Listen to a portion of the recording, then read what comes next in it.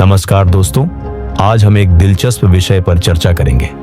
भगवान श्री कृष्ण की मृत्यु के बाद यदुवंशियों का इस्राएल में बसने का रहस्य। क्या आप जानते हैं कि यदुवंशियों और यहूदियों के बीच क्या संबंध है? आइए इस रहस्य को समझते हैं।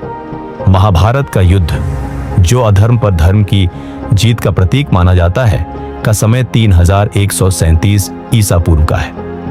इस युद्ध के 35 वर्ष बाद भगवान श्री कृष्ण ने देह त्याग दिया और इसी समय से कलयुग का आरंभ भी माना जाता है।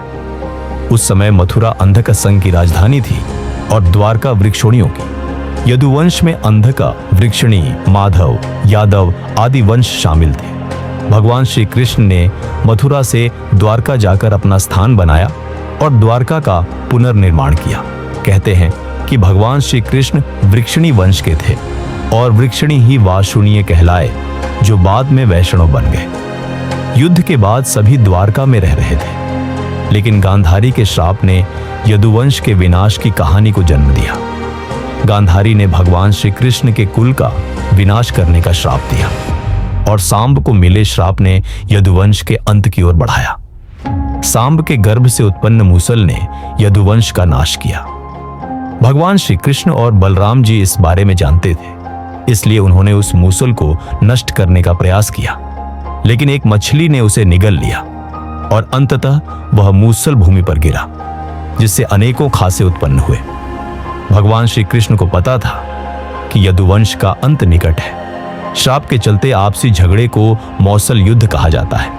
कहते हैं कि श्राप का 36वां वर्ष चल रहा था और भगवान श्री कृष्ण ने सभी यदुवंशियों को तीर्थ यात्रा पर जाने का आदेश दिया। सभी प्रभास में इकट्ठा हुए, लेकिन बातचीत के दौरान उनका झगड़ा बढ़ गया।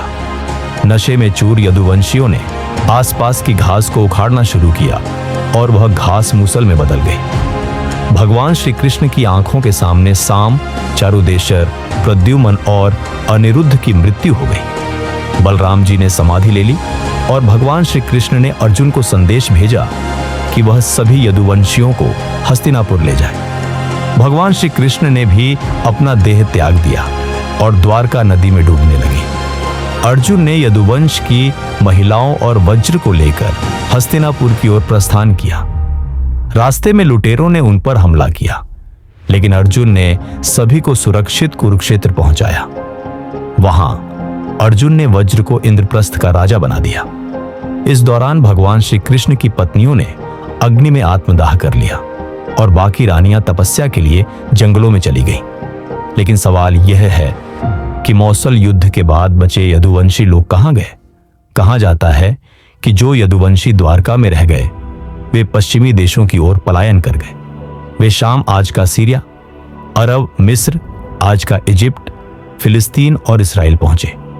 यह घटना लगभग 3020 ईसा पूर्व की मानी जाती है और यहीं पर यदुवंशियों ने एक नए साम्राज्य की स्थापना की।